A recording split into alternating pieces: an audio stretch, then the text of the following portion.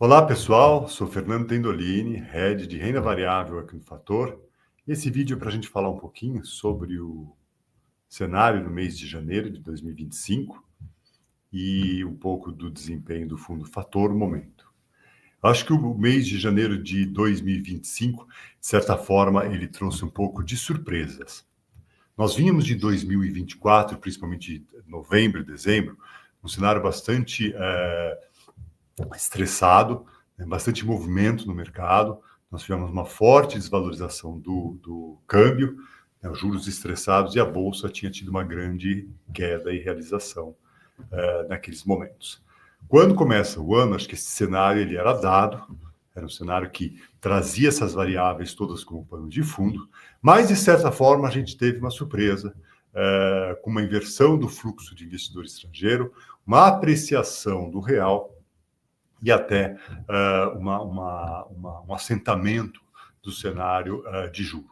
Isso tudo foi, de certa forma, surpreendentemente bom, e os mercados de ações acabaram tendo um resultado favorável. Quando a gente olha, por exemplo, o small cap subiu 6%, e mesmo o Ibovespa quase se aproxima dos 5% de alta nesse momento. O que a gente pode detectar? Como é que foi o cenário para que isso acontecesse? Existiam algumas questões que estavam na mesa. A primeira delas, talvez a mais importante no cenário global, era a inauguração, o início do novo mandato do presidente Trump nos Estados Unidos, com pautas que elas são bastante barulhentas, que é a questão principalmente da imigração e a questão das barreiras tarifárias à importação.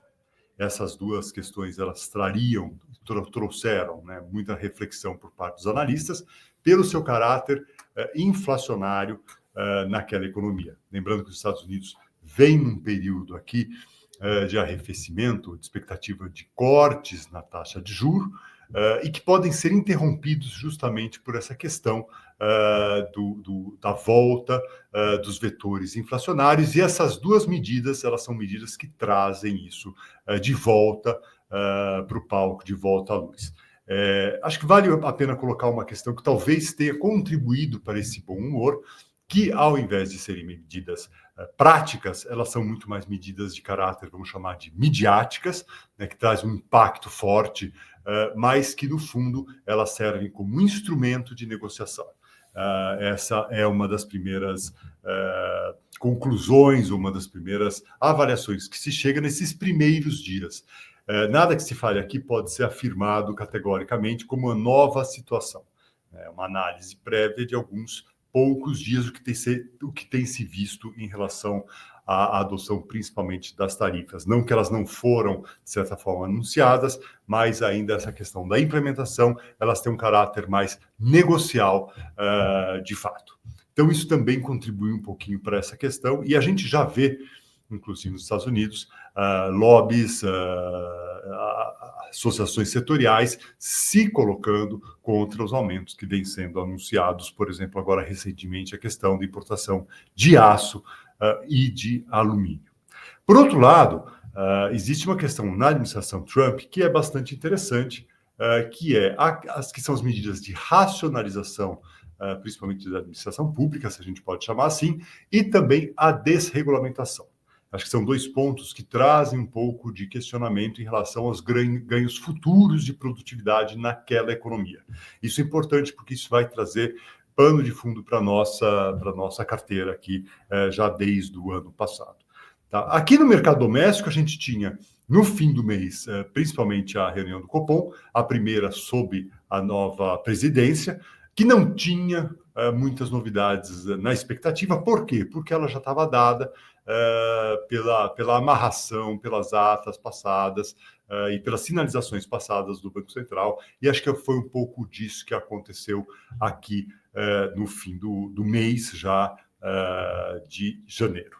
Em relação à economia brasileira, segue a expectativa em relação a uma desaceleração por conta principalmente dos efeitos, né, da taxa de juro, seja na Selic, que vem subindo, seja na própria precificação da curva, que coloca as altas de Selic, e mais um pouco daquele estresse do fim de dezembro de 2024.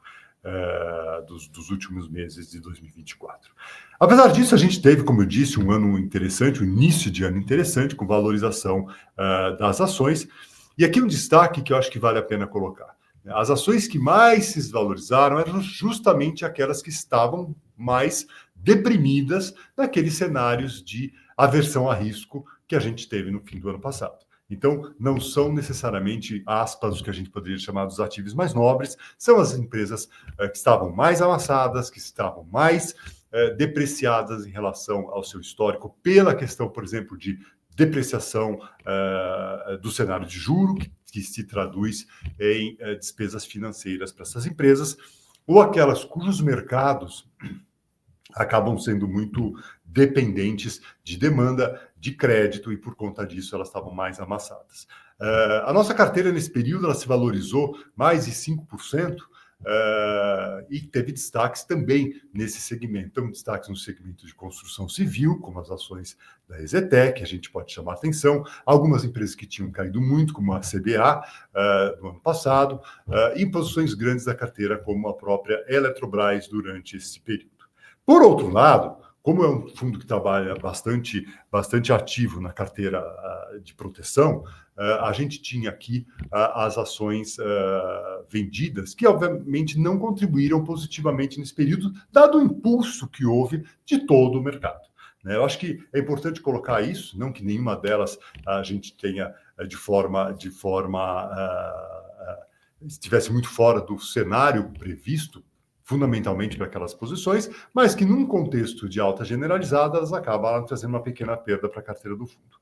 Eu acho que vale a pena fazer um comentário importante, que é a nossa exposição em moeda estrangeira. Pelo fato de nós termos uma diversificação hoje que chama pelas grandes empresas que estão aí com a revolução da inteligência artificial, das perspectivas futuras que isso traz, nós temos tido boa exposição para o mercado de BDRs em grandes empresas. Nessa toada, nós tivemos dois destaques no mercado externo, que são as ações da Meta, durante o mês de janeiro, e as ações do Mercado Livre, também, que tiveram ótimas valorizações. No contraponto a isso, nós tivemos as posições tanto de Google quanto de Microsoft com uma performance não tão boa, principalmente a partir do advento e das notícias do DeepSeek, que trouxeram um pouco de questionamento em relação aos investimentos que essas empresas vêm fazendo. Eu acho que esses são casos bastante interessantes, mas são grandes empresas que têm grandes agendas que poderão, de certa forma, surfar essas inovações todas que nós temos aí pela frente. Então, acho que vale a pena colocar essa observação, porque são duas posições relevantes na carteira do fundo e que não foram a performance, o desempenho no mês de janeiro especificamente não foram tão boas assim. Quando a gente olha para a composição do fundo, justamente essas participações que eu estou dizendo, elas se refletem no que chamamos aí de tech e comunicações, principalmente. O segundo grupo de ações também está ligado bastante ao setor exportador, seja através de empresas como JBS, seja através da própria Suzano, que apesar do momento bastante peculiar para o câmbio, que foi o mês de janeiro, a gente acha que constituem boas empresas de fundamentos e principalmente essa diversificação regional e a exposição às exportações, neste momento ainda de início do ano, em que se debate muito o que será o ano de 2025, em termos de crescimento doméstico, em termos de condução de política fiscal e em termos de antecipação de corrida eleitoral, seguem como boas opções, principalmente porque são grandes empresas, que estão em um ótimo momento em termos de geração de caixa, por exemplo, como a Suzano, e que trazem um pouco desse conforto. É interessante que a gente virou o ano com muitos gestores trazendo a questão da defesa de portfólio, né, e principalmente com aquelas empresas que são grandes pagadoras ou de dividendos, ou geradoras de caixa, de setores mais estáveis da economia, como os bancos e as companhias de energia elétrica. Aqui nessa estratégia, para se diferenciar um pouco, e pelo mandato que o fundo tem, a gente foi buscar essa proteção justamente com a exposição no mercado externo como forma de diversificação da carteira. Eu acho que isso que vale a pena colocar nessa explicação da carteira do fundo. Bom, com isso acho que a gente termina aqui um pouco do relatório, desse relatório do Fundo Fator Momento. Nós tivemos, portanto, uma carteira que se valorizou bastante, mas que perdeu um pouquinho do seu resultado final pela posição vendida. O fundo não fez grandes alterações, continua com uma exposição no mercado externo, com destaque aí principalmente para o mercado livre, para a Meta e também para a Google, principalmente nesse período. A gente segue com algumas posições importantes no setor de energia elétrica, a posição de Eletrobras é bastante grande, e seguimos também com esse viés de não desfazer as posições ligadas ao dólar, porque ainda tem bastante coisa incerta em relação ao nosso cenário doméstico aqui e à própria condução da economia americana. Se nós tivermos essa questão das barreiras sendo implementadas, a ameaça de inflação voltar e, portanto, o Fed desistindo ou diminuindo o seu ímpeto para corte de juro, isso significa uma valorização, uma moeda americana mais forte, o que, portanto, corroboraria ou suporta essas nossas posições voltadas para o mercado externo. Bom, pessoal, para o mês de janeiro é isso. Espero que tenham gostado das explicações e até o próximo vídeo. Um abraço.